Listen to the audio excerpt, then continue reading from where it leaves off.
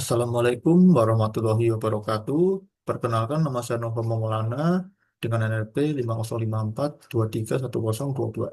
Nah, jadi pada video ini saya akan menjelaskan tentang pengenalan game cerdas, mulai dari definisi, cara dan perkembangan teknik terkininya, tools dan atau software terkait, sama penerapan aplikasi kan sebagai aplikasinya juga. Oke, kita mulai dari untuk definisi game cerdas itu sendiri. Nah, game cerdas ini adalah permainan digital yang menggunakan teknologi artificial intelligence atau AI untuk membuat interaksi lebih dinamis dan realistis. Nah, bedanya dengan game biasa ini, karakternya non pemain atau NPC dalam game cerdas ini biasanya beradaptasi dengan gaya main kita. Nah, misalnya itu mereka bisa mencari jalan dengan algoritma pathfinding. Nah, belajar dari pola permainan kita dengan machine learning atau mengambil keputusan menggunakan algoritma tertentu. Untuk ke selanjutnya itu sejarah dan perkembangan game cerdas itu sendiri untuk di era awal pada tahun 1950 sampai 1970 AI itu masih sederhana dan berbasis aturan. Nah, contohnya itu adalah game Checker atau Pong. Lalu untuk selanjutnya di era arcade ya, dari 1990 sampai 1980, nah itu mulai ada musuh dengan perilaku unik. Nah, itu gamenya itu seperti Space Invader contohnya, sama dan Pac-Man. Nah, lalu itu masuk selanjutnya itu ada era 8 bit dan 16 bit. Itu di tahun 1980 sampai 1990.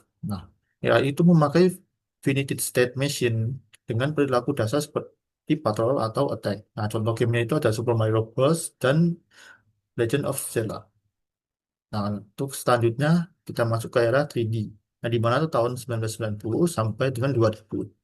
Nah, pada tahun ini hadirlah algoritma A untuk navigasi 3D dan strategi tim. Nah, misalnya tuh gamenya tuh ada StarCraft dan Half-Life. Oke, terus kita lanjut ke era modern pada tahun 2000 sampai 2010. Nah, ya itu semakin adaptatif. Jadi adanya dynamic difficult dan procedural content generation. Nah, itu contohnya ada di Fear dan Left 4 Dead. Itu game. Lalu kita masuk ke era kontemporer ya dari 2010 sampai sekarang ini. Nah, karena AI itu sudah semakin kompleks, dia sudah bisa menggunakan deep learning dan behavior trees. Nah, jadi gamenya tuh bisa lebih ini lagi seperti Last of Us Part 2 sama Red Dead Redemption 2. Nah, itu saja dari dua game itu dia menghadirkan NPC yang lebih terasa hidup. Oke, untuk next slide-nya ada tools dan software terkaitnya ya. Jadi untuk tools yang terkait dalam game cerdas ini biasanya para developer itu menggunakan saya sih ada tiga ya. Jadi yang pertama itu ada engine gamenya, yaitu ada dua. Nah itu Unity dan juga Unreal Engine. Lalu yang kedua itu ada AI Framework-nya. Nah, AI Framework-nya kita menggunakan TensorFlow dan PyTorch untuk machine learning. Lalu untuk tools khusus game AI-nya itu sendiri, ini ada beberapa. Jadi ada pertama ada Navigation Mesh, lalu kedua itu ada Behavioral Tree Editor, atau bahkan kita bisa menggunakan AI middleware seperti Kaitria AI. Lalu next slide-nya ada penerapan dan aplikasi game cerdas. Nah, dari AI di dalam game ini sendiri itu tidak hanya untuk hiburan saja, tapi juga bisa diterapkan dalam empat hal di bawah ini juga. Nah, yang pertama itu dalam edukasi, ya.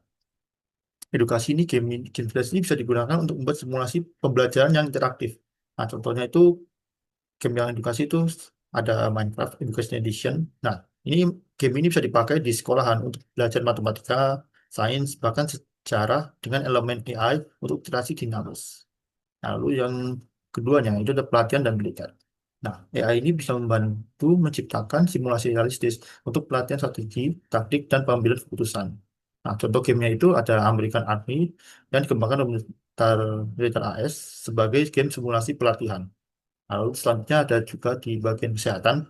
Nah, game yang berbasis AI ini bisa digunakan untuk terapi fisik maupun mental karena mampu menyesuaikan tingkat kesulitan dengan kondisi pasien. Nah, contoh gamenya itu ada Enga 4RX.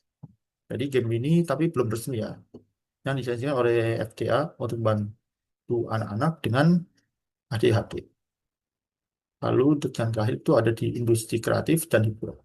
Nah, ya jelas ya, AI ini dipakai untuk menghasilkan dunia game yang lebih luas dan tidak terbatas melalui procedural content generation yang tadi dibilang.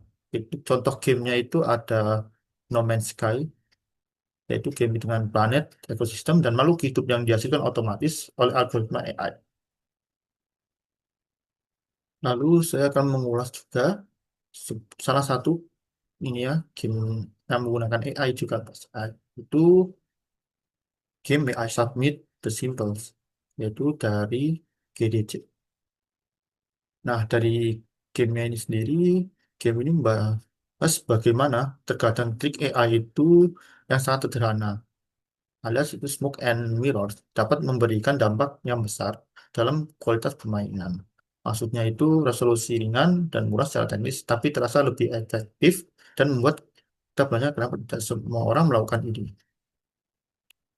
Lalu, kita masuk ke bagian yang mana game ini menggunakan komponen apa saja ya. Jadi komponen pertama yang ada di game ini itu ada finite state machine yaitu FSM. Nah, SFM itu sendiri itu adalah eh bahasa singkatnya ya. Jadi dia tuh untuk transisi antar state berdasarkan kondisi sederhana. Nah, contohnya itu misalnya kayak NPC berpindah antar state sederhana. Nah, itu misalnya tuh kayak idle ke atlet berdasarkan deteksi suara atau cahaya. Nah, itu tuh mudah diterapkan, tapi sudah mampu memberikan kesan NPC yang hidup. Lalu yang kedua itu ada line of sight atau field of view. Nah, itu yaitu sebuah recasting atau sudut pandang sederhana untuk direksi visual. Nah, contohnya itu nanti NPC, contohnya itu NPC hanya bereaksi jika pemain masuk ke dalam bidang pandangannya. Nah, informasinya bisa dipakai yang menggunakan tadi ya recast sederhana dan tanpa perlu sistem deteksi yang kompleks.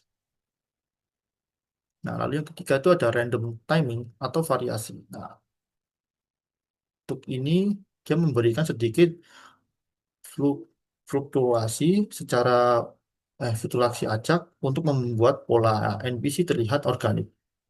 Nah, jadi contohnya itu dia kayak memberi variasi acak kecil pada pola gerakan atau jeda di NPC-nya itu sendiri. Nah, jadi agar perilaku NPC-nya itu tidak terlihat kaku atau berulang-ulang. Oke, lalu poin yang keempat itu ada trigger zones dan itu area yang memicu perilaku tertentu saat pemain masuk. Nah, jadi misalnya di pemain masuk, nanti NPC merespon saat pemain masuk ke area.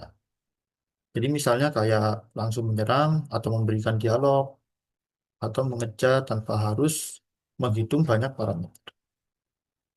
Oke, lalu yang terakhir di sini saya ada masking behavior atau priority override.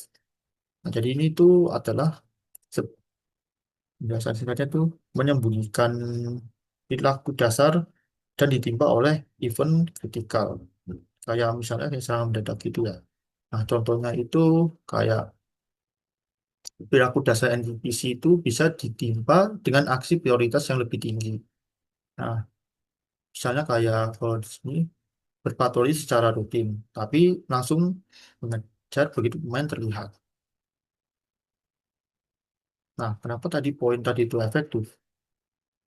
Di sini ada 4 poin ya. Yaitu pertama ringan secara formal. Jadi kan dari sini kan dia tidak begitu berat ya. Jadi performanya tuh bisa tidak perlu menggunakan machine learning, deep pathfinding, atau simulasi fisika yang berat. Lalu yang kedua itu cepat dikembangkan. Kadang cukup beberapa baris kode aja, itu efisien untuk iterasi atau prototipenya. Lalu yang ketiga itu ada pengalaman terasa cerdas. Nah, walau sederhana, game ini sederhana ya, reaksi karakternya ini bisa terasa pintar dan responsif bagi pemainnya. Lalu yang terakhir ini dapat diterapkan di berbagai gender. Jadi dari komponen tadi yang saya sebutkan itu jadi bisa diterapkan dari berbagai genre game, yaitu bisa di bagian game yang misalnya RPG atau game shooter hingga puzzle-puzzle, asal desainnya itu bisa, dan itu sesuai dengan. Nah, jadi dapat kita simpulkan bahwa game cerdas ini adalah evolusi yang penting dalam dunia permainan digital. Dari seni sistem sederhana hingga AI yang kompleks pun, semuanya bertujuan untuk memberikan pengalaman bermain yang lebih hidup, nantang, dan personal bagi setiap pemain. Oke, jadi sekian untuk video saya kali ini mengenai pengenalan game cerdas. Jadi, terima kasih. Wassalamualaikum warahmatullahi wabarakatuh.